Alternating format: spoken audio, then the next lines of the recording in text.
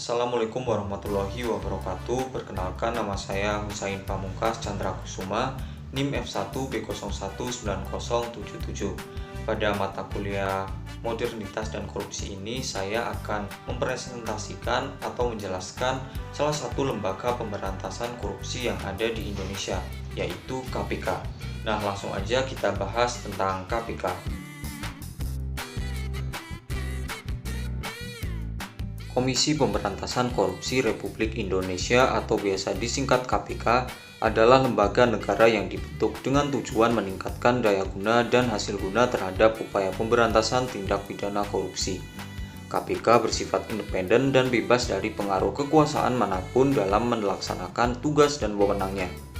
Komisi ini didirikan berdasarkan kepada Undang-Undang Republik Indonesia Nomor 30 Tahun 2002 mengenai Komisi Pemberantasan Tindak Pidana Korupsi.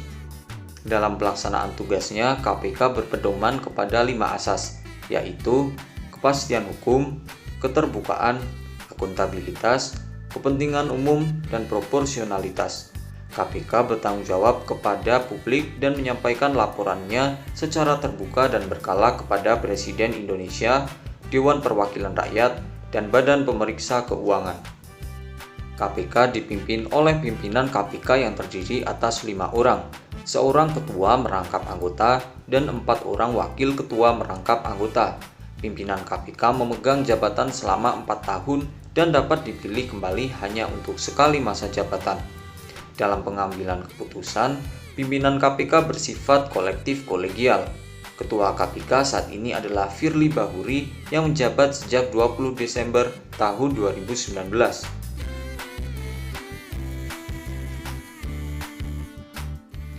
Selanjutnya kita akan membahas tentang tugas dari KPK.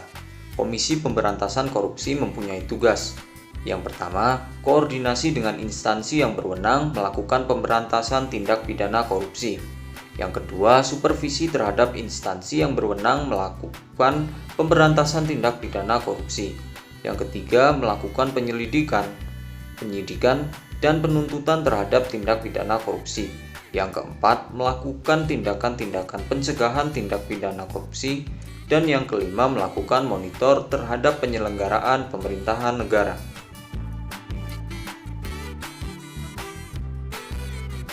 Yang selanjutnya ada wewenang. Dalam melaksanakan tugas koordinasi, Komisi Pemberantasan Korupsi memiliki wewenang. 1. Mengkoordinasikan penyelidikan, penyidikan, dan penuntutan tindak pidana korupsi.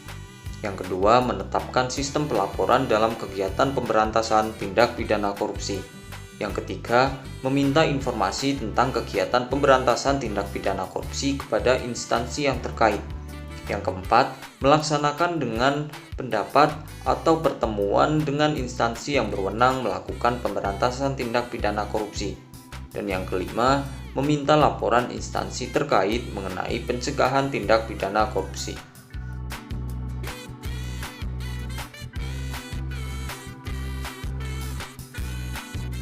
Untuk struktur organisasi dari KPK ini, yang pertama ada pimpinan. Pimpinan KPK adalah pejabat negara yang terdiri dari 5 anggota, yakni ketua yang merangkap anggota, serta wakil ketua yang terdiri atas 4 orang dan masing-masing merangkap anggota. Dari pimpinan ini, yang pertama, ketua KPK adalah salah satu dari 5 pimpinan di KPK. Ketua Komisi Pemberantasan Korupsi juga merangkap sebagai anggota KPK. Yang kedua ada wakil ketua. Wakil ketua KPK merupakan pimpinan KPK yang juga merangkap sebagai anggota KPK. Wakil ketua KPK ini terdiri dari 1. Wakil ketua bidang pencegahan, 2. Wakil ketua bidang penindakan, 3. Wakil ketua bidang informasi dan data, dan 4. Wakil ketua bidang pengawasan internal dan pengaduan masyarakat. Yang kedua ada tim penasihat.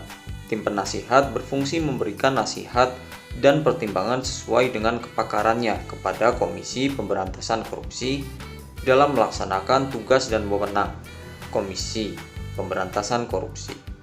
Tim penasihat yang terdiri dari 4 anggota. Kemudian yang ketiga ada pelaksana tugas. Berdasarkan lampiran peraturan pimpinan Komisi Pemberantasan Korupsi nomor per 08 12 tahun 2008, tanggal 30 Desember tahun 2008 tentang organisasi dan tata kerja KPK. Pelaksana tugas KPK terdiri dari 1. Deputi Bidang Pencegahan, 2. Deputi Bidang Penindakan, 3. Deputi Bidang Informasi dan Data, 4. Deputi Bidang Pengawasan Internal dan Pengaduan Masyarakat, dan 5. Ada Sekretariat Jenderal. Contoh kasus korupsi dengan penanganannya oleh KPK. Yang selanjutnya, salah satu contoh kasus korupsi yang ditangani oleh KPK, yaitu pada 6 Desember tahun 2020, KPK menetapkan mantan Menteri Sosial Juliari Batubara sebagai tersangka kasus dugaan suap bantuan sosial penanganan pandemi COVID-19 untuk wilayah Jabodetabek tahun 2020. Penetapan tersangka Juliari saat itu merupakan tindak lanjut atas operasi tangkap tangan yang dilakukan KPK pada Jumat 5 Desember tahun 2020. Usai ditetapkan sebagai tersangka, pada malam harinya Juliari menyerahkan diri ke KPK. Penanganan kasus korupsi ini menghasilkan vonis penjara 12 tahun dan denda senilai 500 juta rupiah.